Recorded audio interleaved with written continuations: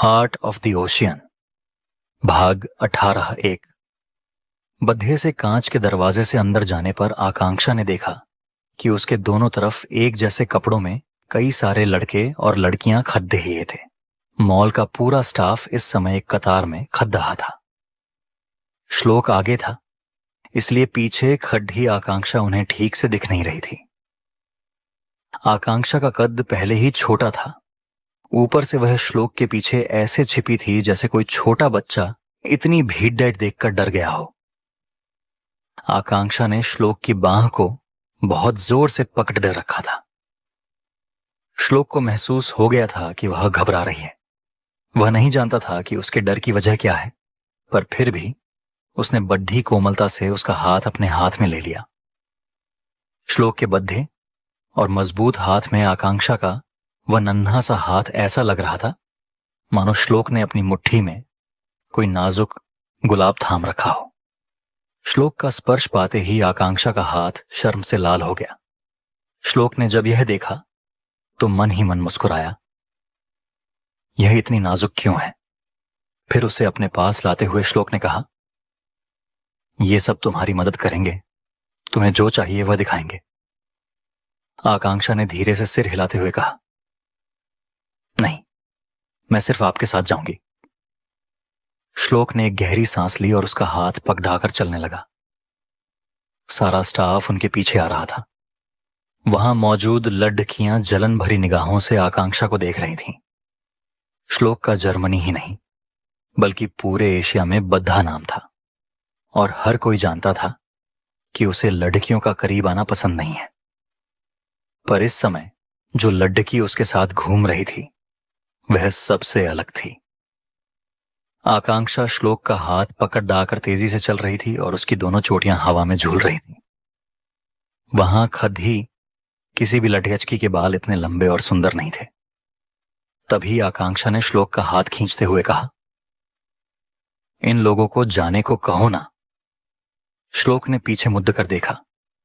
Bodyguards और mall के staff की वजह से आकांक्षा असहज, अनकंफर्टेबल महसूस कर रही थी। श्लोक ने एक नजर सबको देखा और इशारा किया। पल भर में सब वहां से हट गए।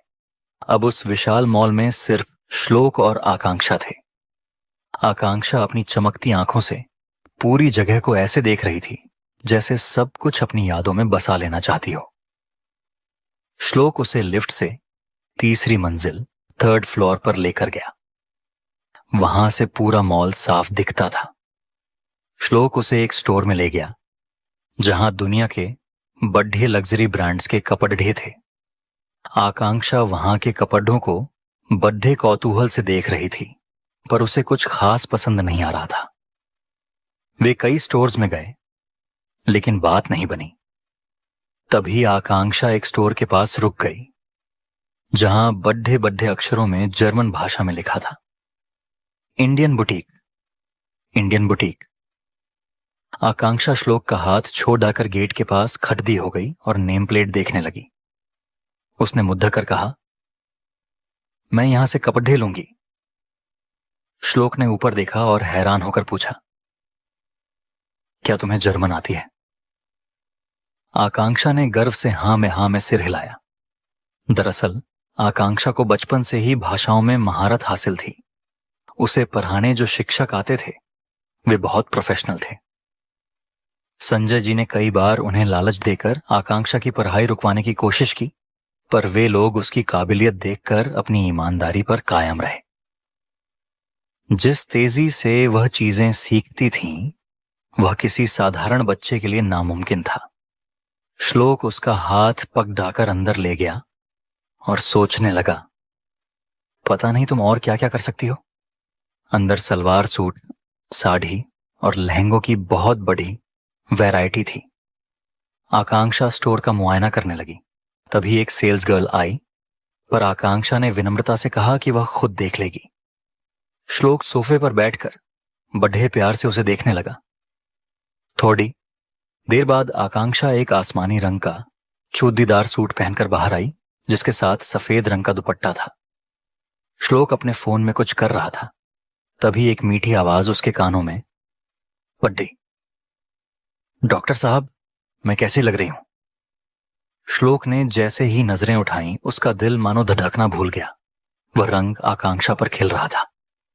उन दो चोटियों और उस सादे से सूट में वह अप्सरा लग रही थी। वह सूट पकड़ाकर गोल घूमी और फिर पूछा, बताइए ना डॉक्टर साहब। श्लोक ने उसकी चमकती आंखों में देखकर बस एक शब्द कहा, ब्यूटीफुल। उसने अब तक आकांक्षा को सिर्फ ढीले ढाले कपड़े में देखा था। उसने सोचा भी नहीं था कि वह भारतीय पहनावे, इंडियन वेयर में इतनी खूबसूरत लग सकती है। आकांक्षा ने जल्दी जल्दी 3-4 जोड़ी कपड़े, कुछ चूड़ियां, इयररिंग्स और सैंडल्स पसंद कर ली। उसने मुद्दे कर कहा, मेरा हो गया। श्लोक ने हैरानी से दीदी देखी। अभी उन्हें आए सिर्फ आधा घंटा हुआ था। उसने पूछा, तुम्हें और कुछ नहीं लेना? आकांक्षा ने ना में सिर हिलाया। श्लोक ने सोचा, मैंने तो सुना था कि लड़ढेचकियां शॉपिंग में 2 दिन लगा देती हैं और इन मैडम ने आधे घंटे में काम खत्म कर दिया। श्लोक, भगवान तुझ पर मेहरबान है। तभी आकांक्षा बोली, डॉक्टर साहब चलें? श्लोक ने आगे बढ़कर उसका हाथ थाम लिया। आकांक्षा ने चांदी के रंग की चूड़ियां पहनी थीं, जिन पर छोटे छोटे हीरे चमक रहे थे। चलते समय उसकी चूड़ियों की खनक पूरे शांत मॉल में गूंज रही थी, जो श्लोक के दिल को एक अजीब सा सुकून दे रही थी।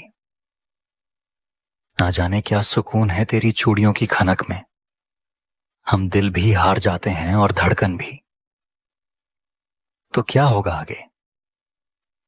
क्या श्लोक जान पाएगा आकांक्षा की अन्य छिपी हुई काबिलियतों को? जानने के लिए सुनते रहिए हार्ट ऑफ